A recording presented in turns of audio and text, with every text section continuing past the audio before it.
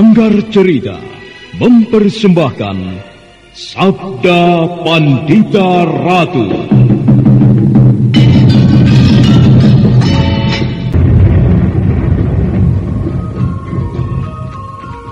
Sabda Pandita Ratu, naskah ditulis oleh Pondra Swasti Langit, diolah oleh Agus Nur Ismail, didukung oleh artis-artis terkemuka, Ferry Fadli, Eli Ermawati, M. Abud, Ivona Rose, dan lain-lain.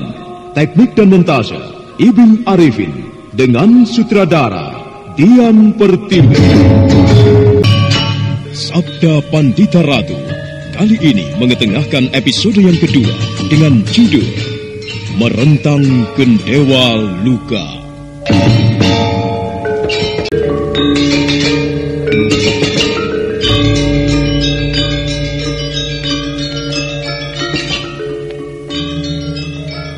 Laki-laki tua bungkuk itu nampak masih menatap Kameswara dengan tatapan mata yang tajam. Kameswara sendiri melihat sikap laki-laki tua itu hanya berdiri dengan tenang. Setelah beberapa saat lamanya keduanya saling tatap, kembali Kameswara mencoba menanyakan siapa sebenarnya laki-laki itu.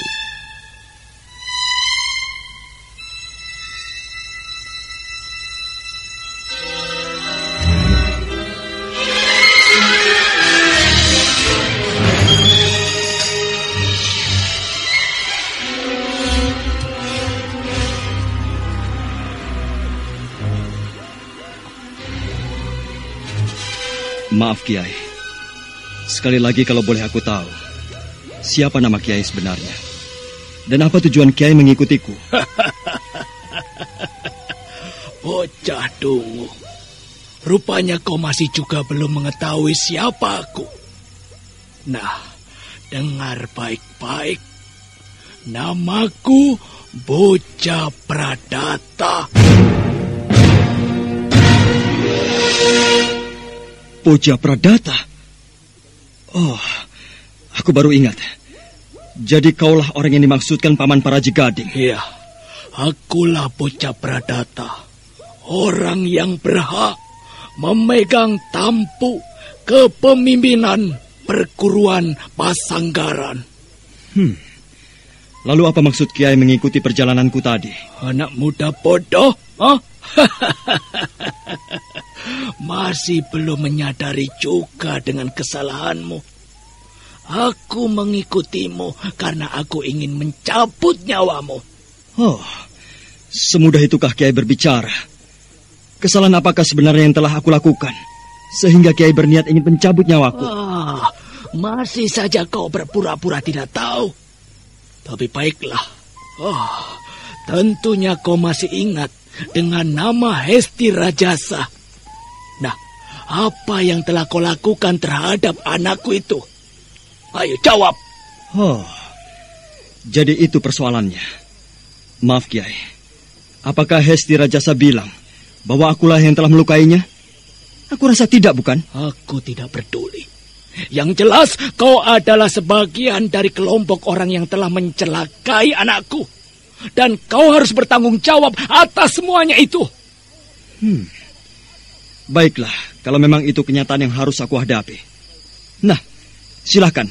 Apa yang ingin Kiai lakukan terhadapku? Bagus. Kalau begitu bersiap-siaplah untuk mati anak muda. Pradata, laki-laki tua bungkuk itu langsung memasang kuda-kudanya siap untuk menyerang Kameswara. Sementara Kameswara sendiri telah siap untuk menyambut serangan Bocah Pradata. Tetapi belum sempat keduanya melancarkan serangan, tiba-tiba dari arah yang tak berapa jauh terdengar suara tawa seseorang dengan nada penuh ejekan.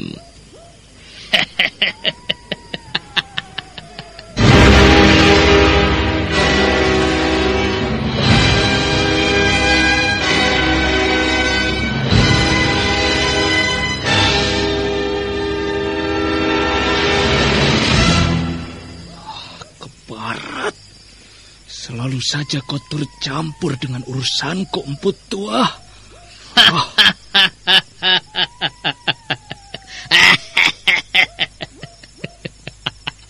Sebuah permainan yang menarik, Bocah Pradata. Senang sekali rasanya kalau aku boleh turut campur dengan urusanmu ini. Kurang ajar. Pergilah Empu Gandring. Aku tidak butuh turut campurmu dengan urusan ini. Apakah kau tidak bisa kalau tidak mengganggu urusanku? Aku memang paling tidak bisa jika melihat perbuatan semena-mena seperti ini. Apalagi jika yang melakukan itu adalah kau, bocah Pradata. Barat! Kalau begitu rasakan akibat dari turut campurmu ini.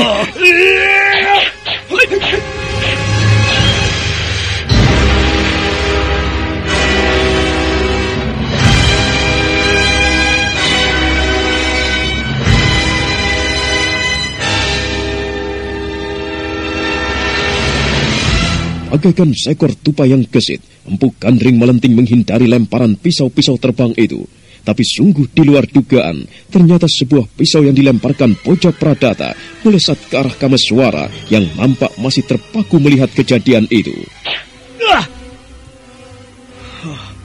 Gila, sungguh luar biasa sekali lemparan pisaunya. Hampir saja jantungku yang jadi sasarannya. Empu, kemana orang yang bernama Bocah Pradata itu? Dia sudah melarikan diri, anak muda. Tapi saya tidak melihat kemana dia perginya. Saya khawatir dia menggunakan aji panglimunan, Empu. Jadi kau sudah mengetahui ajian itu?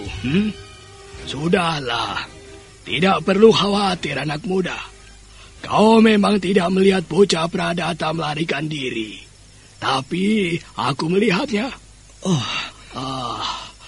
Siapa namamu, anak muda? Nama saya Kameswara, Empu. Lalu, kenapa Bocah Pradata berniat ingin membunuhmu? Apakah kau mempunyai persoalan dengannya? Sebenarnya tidak, Empu. Tetapi ada beberapa alasan. Kenapa Bocah Pradata berniat ingin membunuhku? Pertama, karena saya adalah murid Ki Ageng Pesanggaran. Dan yang... Tunggu. Kau bilang bahwa kau adalah murid Ki Ageng Pesanggaran. Artinya kau adalah murid si Kanigara. Jadi Empu mengenal guruku? Jelas aku mengenal gurumu. Kanigara adalah sahabatku ketika masa muda dulu. Lalu apa alasan lain dari niat Bocah Pradata itu, Persoalan lain dari niatnya ingin membunuhku. Karena anaknya yang bernama Hesti Rajasa telah terluka parah. Kaukah yang telah melukainya? Bukan, Empu. Yang melukai Hesti Rajasa adalah seorang pemuda gagah bernama Ken Arok. Dan kejadian itu pun berlangsung di Padang Karautan. Ken Arok? Kenapa, Empu? Apakah Empu juga mengenal pemuda itu? Iya. Dialah yang selama ini ku cari-cari. Cukup lama juga aku mencari jejaknya. Tapi sampai sekarang aku belum juga menjumpainya. Lalu, apa yang ia lakukan terhadapmu, bocah? Pemuda itu telah menolongku. Dan juga menolong adikku yang disekap oleh para perampok di Serigala Karautan. Semua para perampok itu dibuatnya tidak berdaya. Termasuk anak Bocah Pradata dan para Aji Gading yang menggunakan aji panglimunan. Padahal keduanya telah menyembunyikan diri di balik aji panglimunan itu. Tetapi Ken Arok dapat membuatnya tak berdaya. Lalu sekarang dia berada di mana, Kameswara? Mungkin dia masih berada di Padang Karautan, Empu. Karena dia mengatakan Padang Ilalang Karautan akan dijadikan sebagai tempat tinggalnya. Kalau Empu mengenalnya, siapa sebenarnya Ken Arok itu, Empu? Dari mana asal-usulnya? Aku sendiri tidak tahu, Kameswara.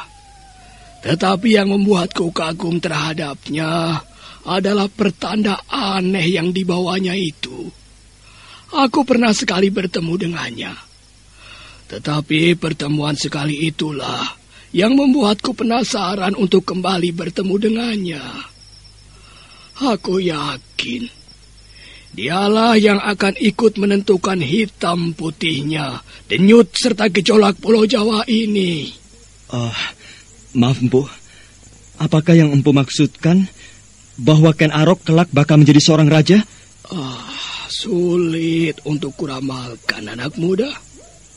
Tetapi pertanda aneh itulah yang kuanggap luar biasa. Dan mungkin saja menentukan masa depannya kelak. Lalu apakah Empu akan menemui dia di padang karautan? Iya, aku memang berniat ingin menemuinya. Tetapi bagaimana dengan kau sendiri, anak muda? Apa sebenarnya yang kau cari? Sehingga kau meninggalkan perguruanmu dan sampai di pesisir Pandaringan ini, ha?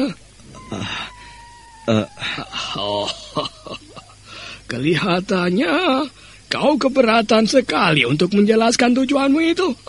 Tidak, Empu. Saya datang ke pesisir Pandaringan ini ingin bertemu dengan Paman Biku Dewa Hastu. Dan tujuan yang utama, saya ingin menanyakan pada Paman Dewa Hastu di mana letak Kambang Ayun. Dewa Hastu dan Kambang Ayun? Benar, Empu. Aku mengenal pamanmu itu. Tetapi cukup lama juga ia lenyap tanpa kabar berita. Dulu ia memang tinggal di Pandaringan. Tapi sepertinya sekarang ia tidak tinggal di sini. Tidak, Empu. Lusa yang lalu saya telah bertemu dengan Paman Dewa Hastu. Dan waktu itu ia meminta saya untuk menyusulnya ke Pandaringan. Ya, syukurlah kalau demikian. Artinya ia bersedia kembali ke kampung halamannya. Lalu untuk apa kau menanyakan tempat yang bernama Kambang Ayun itu, Kameswara?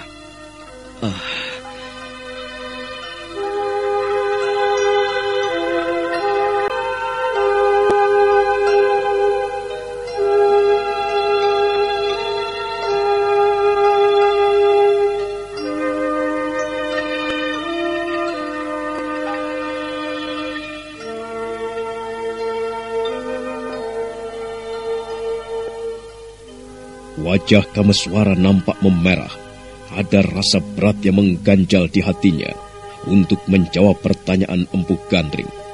Bukan karena ia tidak mau masalahnya diketahui oleh orang lain, tetapi semua itu terasa berat sekali untuk dia jelaskan.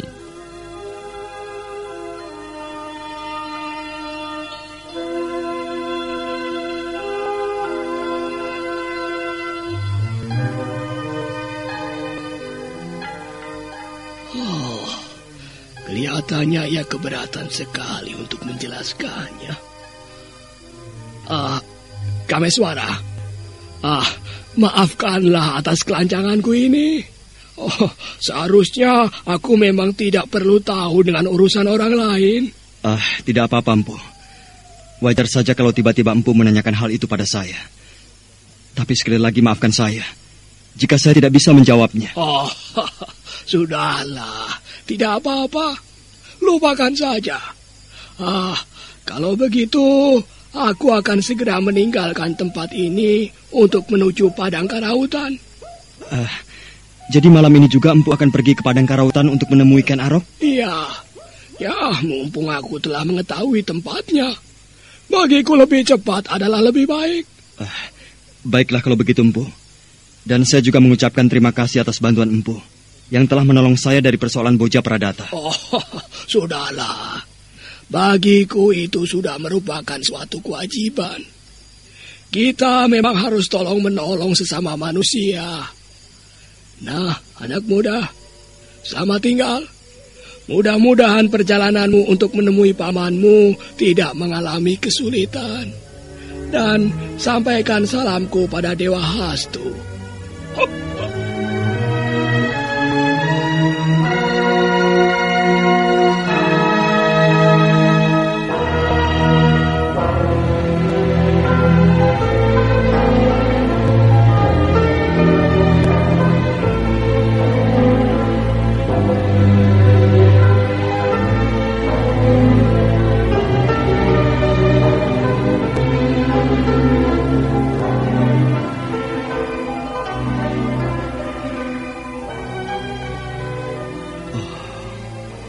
Sungguh tidak kusangka kalau malam ini tiba-tiba aku bertemu dengan Empu Gandring.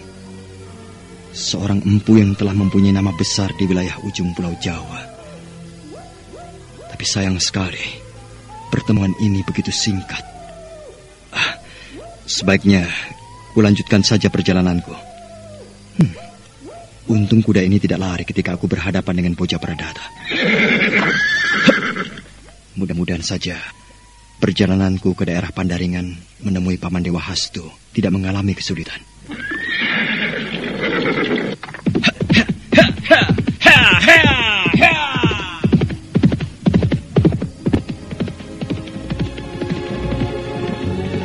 Menembus kegelapan malam, tanpa terasa malam semakin jauh berlari meninggalkan mega-mega kelabu. Dalam perjalanan menuju desa Pandaringan, Kameswara nampak masih memikirkan peristiwa yang baru saja dialami. Kalau saja tadi Empu Gantring tidak muncul di saat aku tengah berhadapan dengan bocah Pradata, mungkin aku bisa menggunakan ajian yang diberikan Paman Dewa Hastu. Sayang sekali. Sebenarnya aku ingin mencoba melawan ajian panglimunan yang dimiliki bocah Pradata. Tapi, apakah perasaanku ini bukanlah suatu kesombongan? Kemampuan olah kanuraganku yang tidak seberapa. Tetapi aku terlalu berangan-angan untuk menghadapi musuh yang mempunyai kehebatan di atasku.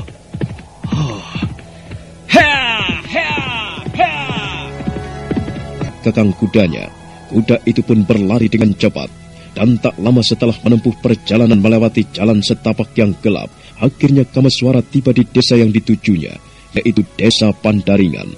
Namun kehadirannya di desa itu tiba-tiba disambut dengan munculnya 2 orang peronda.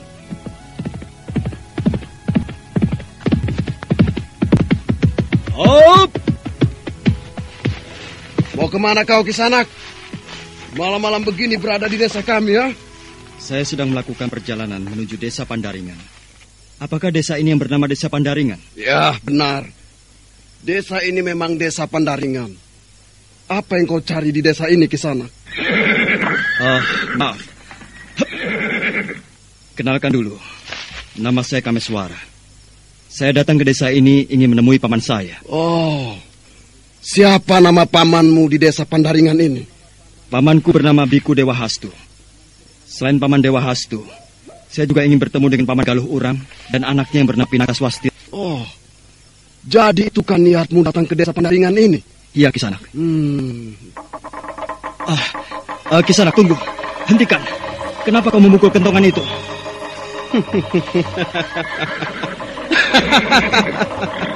Kau tidak perlu tahu kenapa aku memukul kentongan ini. Hei, kawan-kawan! Kepung orang ini! Ayo kepung, ayo!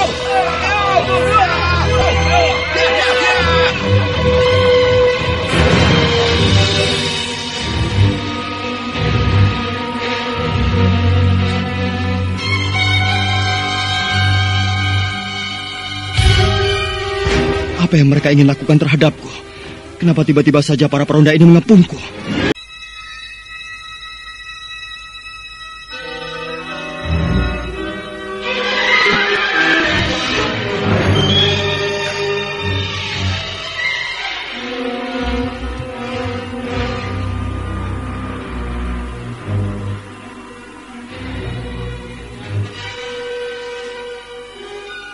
Aneh.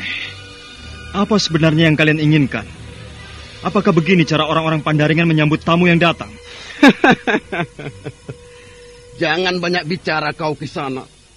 Apapun cara kami menyambut orang yang baru datang ke desa Pandaringan ini, apalagi malam hari datangnya, itu urusan kami.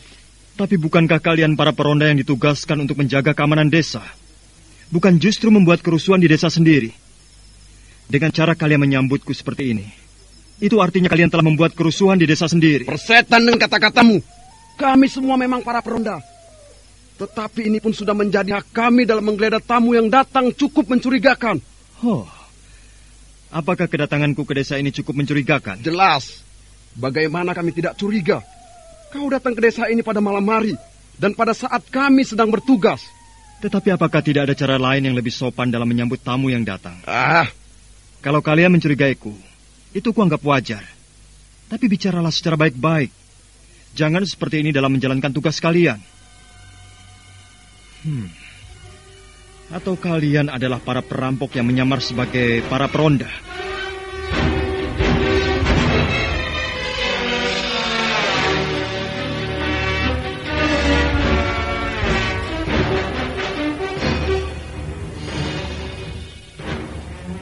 Kurang ajar. Jaga mulutmu, Kisanak.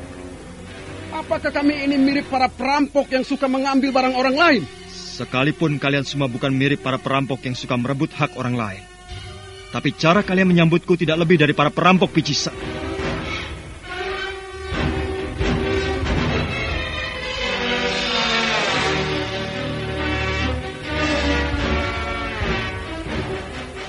Bukan main terkejutnya pimpinan peronda itu mendengar kata-kata Kameswara yang cukup menyakitkan itu.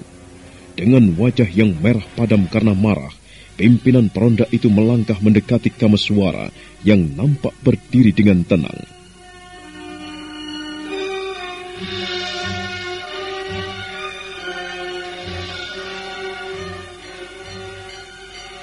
Kisanak, sekarang serahkan pedangmu dan senjata lain yang kau miliki, yang barangkali kau sembunyikan di balik bajumu.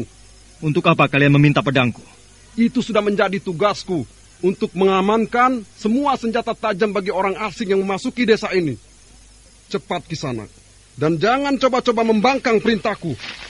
Setelah kau serahkan pedang itu, kemudian kami akan membawamu ke pendopo induk.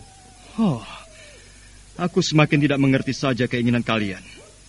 Hei, Kisanak, untuk apa kau membawaku ke pendopo induk? Masih saja kau banyak bicara, hei orang asing. Aku tidak perlu menjelaskan untuk apa kau kubawa ke pendopo induk. Sudahlah, sekarang cepat kau serahkan pedang itu, atau kau akan menyesal akibatnya nanti.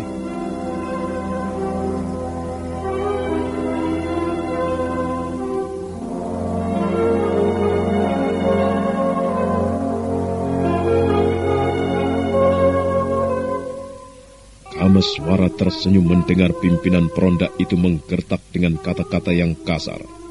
Diam-diam tanpa diketahui para peronda itu, Kameswara mengeterapkan ajian yang bersumber dari ilmu Wulan Sumirat.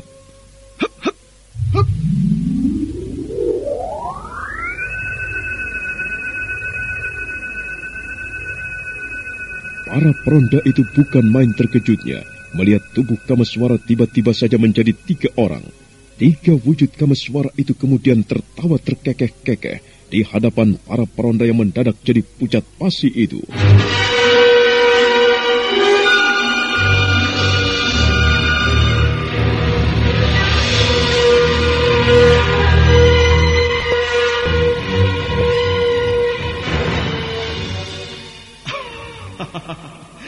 Bagaimana?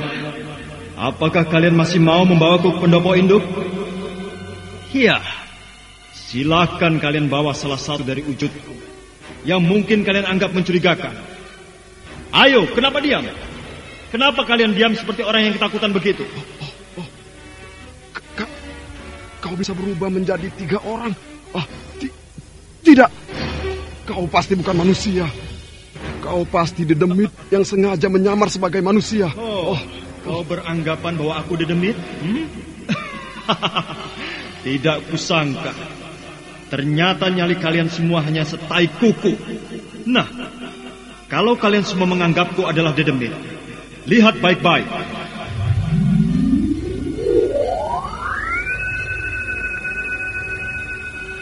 Dengan kehebatan yang dimiliki Kameswara, tiba-tiba saja wujud Kameswara yang 2 orang itu lenyap, kembali menjadi seorang Kameswara. Sambil tersenyum tenang, perlahan Kameswara mendekati pimpinan peronda yang sombong.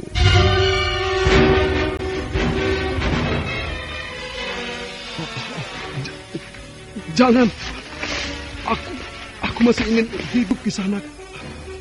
Ampun, lepaskan tanganku. Aduh, ampunilah aku, Kisanak.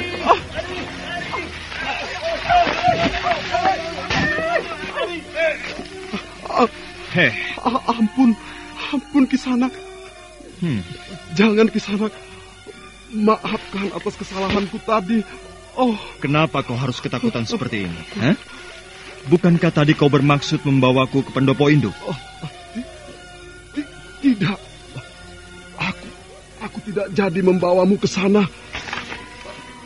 Ampunilah aku, Kisanak. Tolong lepaskan genggaman tanganmu ini. Aduh. Tindakanmu tadi terlalu berlebihan. Seharusnya kau sebagai penjaga keamanan desa tidak perlu menunjukkan sikap yang sombong dan seenaknya sendiri. Kalau kau memang mencurigai seseorang, jika ada orang masuk ke desa ini, tanya saja secara baik-baik. Selidiki lebih jelas lagi. Jangan sok berlagak sombong dan berani, padahal nyalimu adalah pengecut. Iya, Kisanak, iya. Nah, apa sebenarnya yang telah terjadi di desa ini? Sehingga penjagaan di desa ini kulihat cukup ketat. Kisanak, di desa ini... Bicaralah yang tenang. Kenapa harus gugup seperti itu?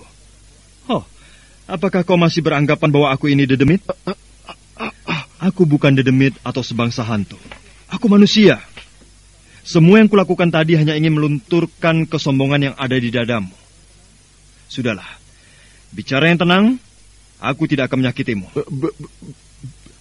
Baiklah. Kalau kau memang bukan sebangsa dedemit, kami semua sengaja menjaga desa dengan ketat. Karena beberapa hari yang lalu ada seseorang yang terbunuh. Pembunuhan itu terjadi karena sebuah perkelahian. Siapa orang yang terbunuh dalam perkelahian itu? Ki Galuh Urang. Tiba-tiba saja Kameswara tersentak kaget mendengar Galuh Urang terbunuh.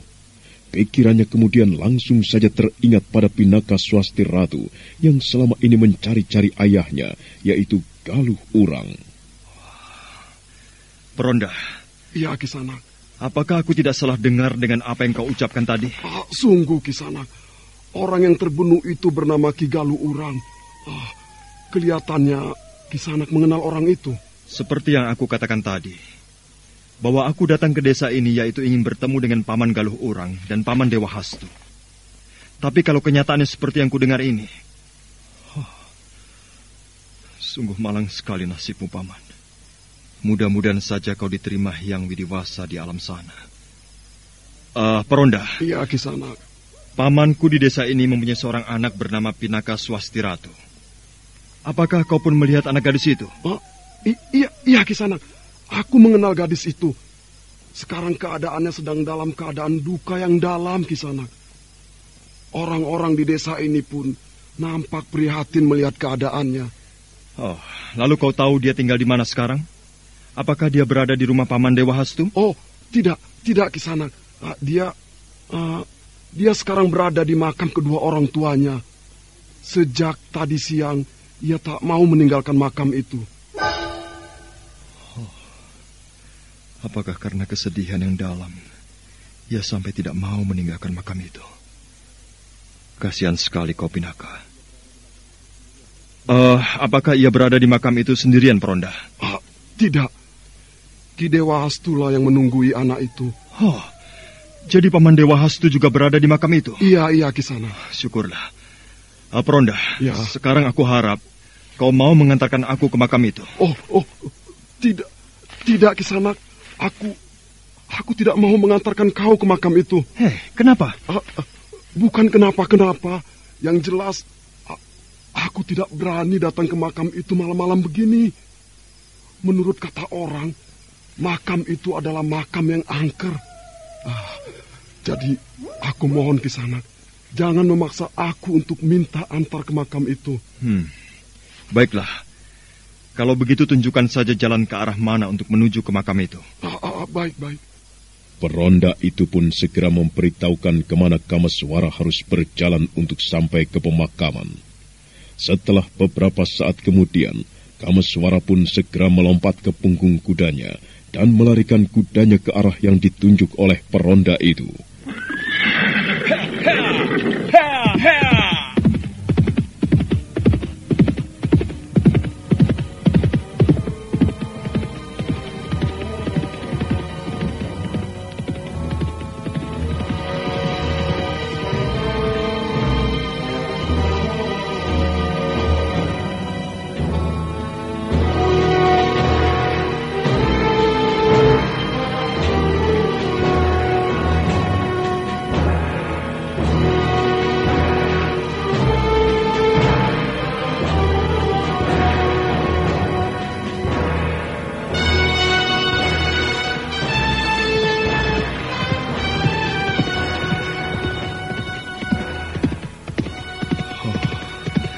Sungguh suatu kenyataan yang tidak bisa kuduga.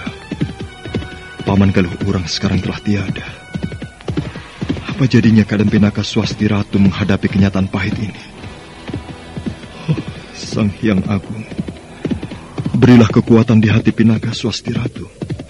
Biar bagaimanapun, kejadian ini cukup membuat terguncang batinnya.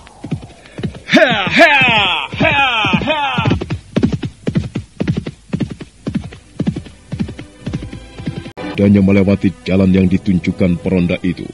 Sementara malam semakin jauh tenggelam, cahaya rembulan yang bersinar separuh cukup membuat perjalanan Kameswara terganggu. Apalagi cahaya itu sebagian menerpa daun-daun pohon yang rimbun. Setelah beberapa saat lamanya, Kameswara pun sudah memasuki daerah pemakaman.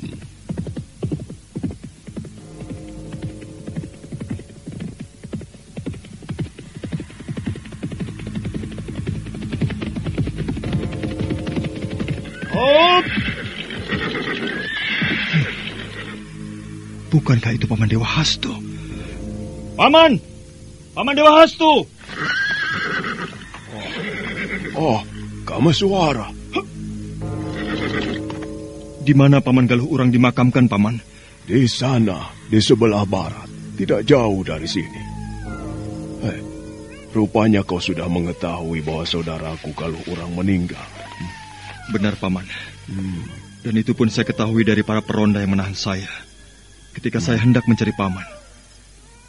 Kejadian apa sebenarnya yang telah menimpa Paman Galuh Urang, Paman? Kupikir kau pun telah mengetahui kejadian itu, Kameswara. Tapi baiklah, kalau kau memang belum tahu, Paman akan menceritakannya. Wajah Kameswara nampak tegang mendengarkan cerita yang dituturkan Biku Dewa Hastu. Sementara Biku Dewa Hastu sendiri seperti nampak sendu mengenang kepergian adiknya yang tidak diduga-duga itu. Setelah beberapa saat lamanya kemudian. Jadi pembunuh Paman Galuh Urang bernama Sakyamurti? Iya. Apakah Paman mengenal siapa orang itu? Tidak, aku tidak tahu siapa orang yang bernama Sakyamurti itu.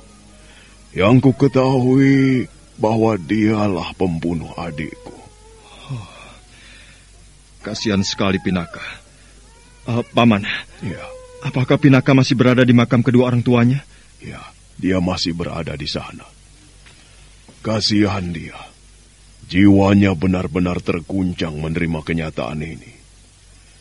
Aku sudah berusaha menasehatinya, tapi dia tetap tidak mau meninggalkan makam itu. Pinaka. Sudahlah, tidak apa-apa Kameswara. Biarkanlah malam ini dia larut dalam dukanya. Ya, aku berharap mudah-mudahan saja dia besok akan kembali tenang lagi. Lalu bagaimana dengan kau sendiri, Kameswara? Apakah kau berhasil menyelamatkan gadis yang disandra oleh para perampok Padang Karautan? Berkat pangestu Paman, saya berhasil menyelamatkan gadis itu. Ya. Tapi sungguh tidak saya duga. Ternyata gadis yang disandra itu adalah adik saya sendiri, Paman. Dan ketika saya tengah menghadapi para perampok itu, di luar dugaan, muncul seorang pemuda menolong saya menghadapi Paman Paraji Gading dan Hesti Rajasa.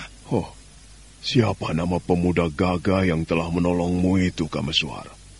Ken Arok namanya, Paman. Ken Arok? Sepertinya nama pemuda itu mempunyai getaran yang aneh. Dan mempunyai kekuatan yang tak bisa diduga. Benar, Paman. Empu Gandring pun mengatakan demikian. Pemuda itu membawa pertanda yang sebenarnya bisa disebut sebagai kekasih para dewa-dewa. Kekasih para dewa-dewa?